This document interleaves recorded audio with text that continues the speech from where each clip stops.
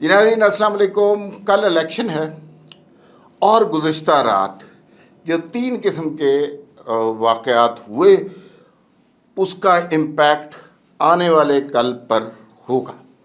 گزشتہ کل کے واقعات کا امپیکٹ آنے والے کل پہ ہوگا. 3 طرح کی چیزیں ہوئی ہیں. ایک جو ہے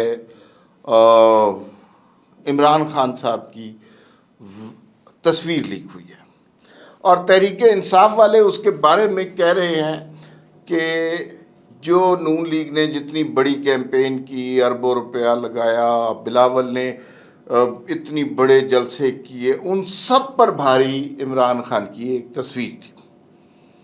اچھا جی، لیکن شاید اس سب پر بھاری ایک آڈیو بھی کل رات کو سامنے آ گئی اور وہ بنیادی طور پر عدالت میں عمران خان اور خاور مانیکا کے عدت والے کیس کے پر آپس میں جو تلخ کلامی ہوئی وہ غلیظ گفتگو تھی، وہ دہرائی نہیں جا سکتی.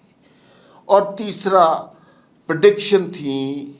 تیسرا جو جس پر ہم نے بات کرنی ہے وہ پریڈکشن ہے 3 واقعہ لوگوں کی کہ کل کے الیکشن میں کیا ہونا ہے. کل کے الیکشن میں کیا ہونا ہے. اس میں بڑی انٹرسٹنگ چیز یہ ہے کہ ایک کالم میں نے لکھا، ایک کالم سہیل وڑائی صاحب ہمارے بڑے سینئر کالمسٹ ہیں انہوں نے لکھا، اور ایک خبر ہمارے بڑے اچھے قابل رپورٹر ہیں عمر چیمہ صاحب انہوں نے کیا.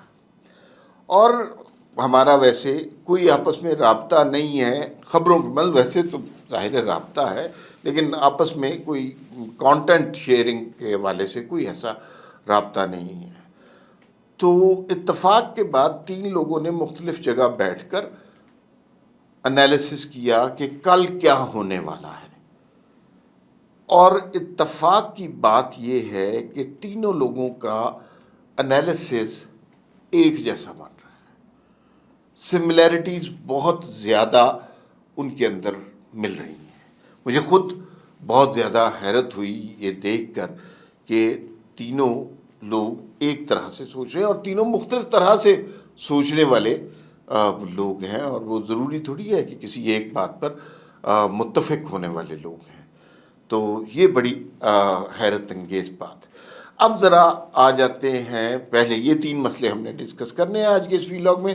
عمران خان کی تصویر کیسے لیک ہوئی سوشل میڈیا پر، ان کا پیغام 24 گھنٹے آزادی کا سفر، اور پھر وہ خاور مانیکا کے ساتھ ان کی لڑائی، اور یہ جو الیکشن کی پریڈکشن 3 لوگوں نے کی اور اتفاق سے تینوں کی ایک جیسی ہی پریڈکشن رہی.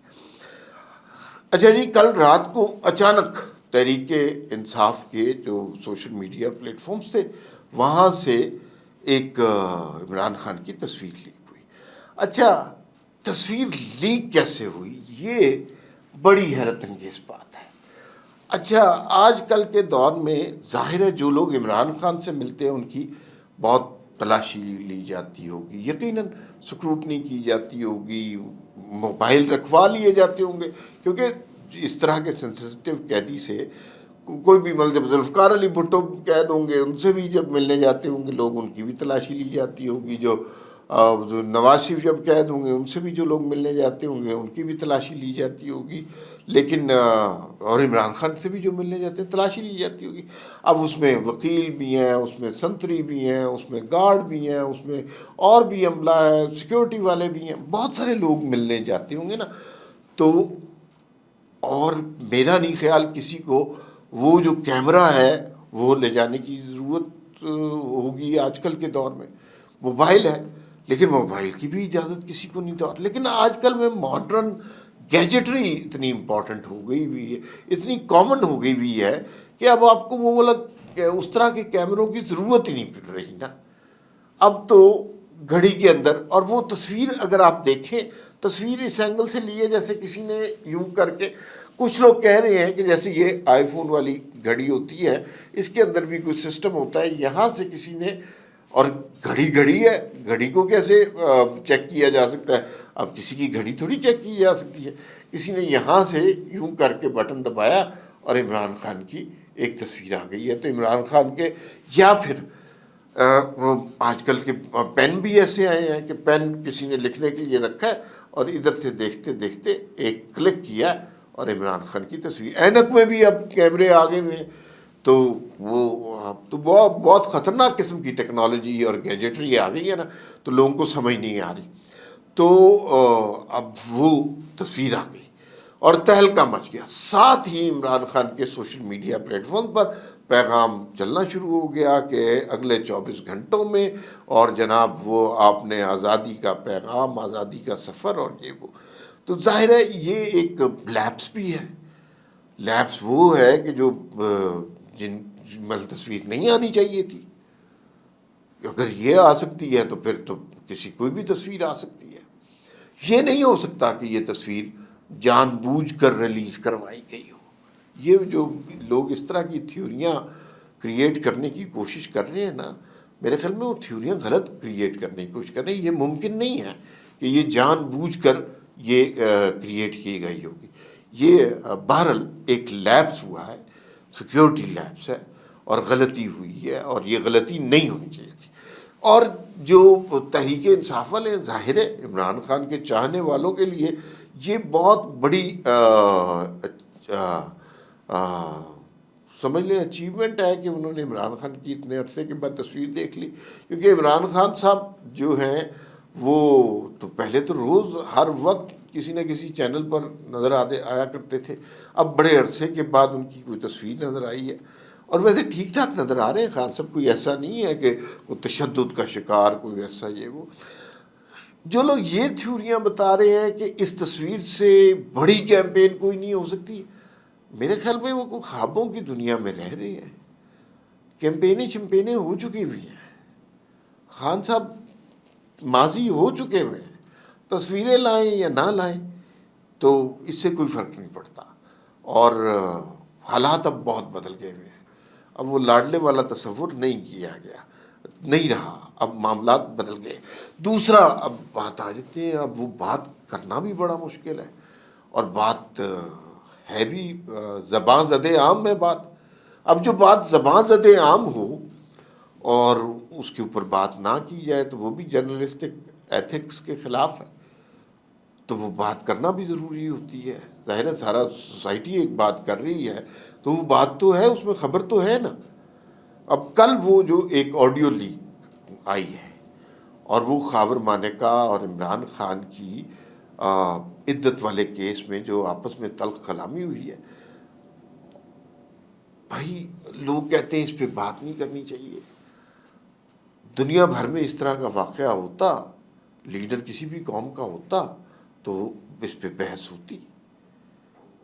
بل کلنٹن کی ہوئی تھی، اور یہ تو یہاں پر تو یہ صورتحال ہے کہ بل کلنٹن کی تو لائیو ٹرائل ہوا تھا مونیکا لیونسکی میں، اور اس میں آپ امیجن کر سکتے ہیں کون کون سے سوال پوچھے گئے تھے کہ آپ کس پوزیشن میں کھڑے تھے، مونیکا لیونسکی کس پوزیشن میں بیٹھی تھی، ٹائم کیا ہوا تھا، ہاتھ میں گلاس تھا یا نہیں تھا، لباس کون سا پہنا ہوا تھا، پہلے کون۔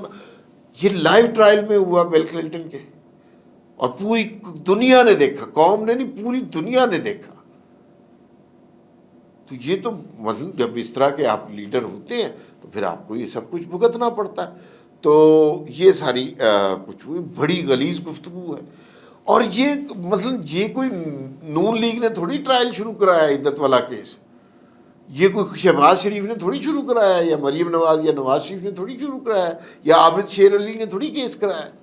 یہ تو خاتون اول کے شوہر نے شروع کرایا ہے پہلے، جن سے ان کے 5-6 بچے ہیں، اور بیٹے ہیں، پوتے پوتیاں، نواسے نواسیاں، کیا کہتے ہیں، گرینڈ چلڈرن ہیں۔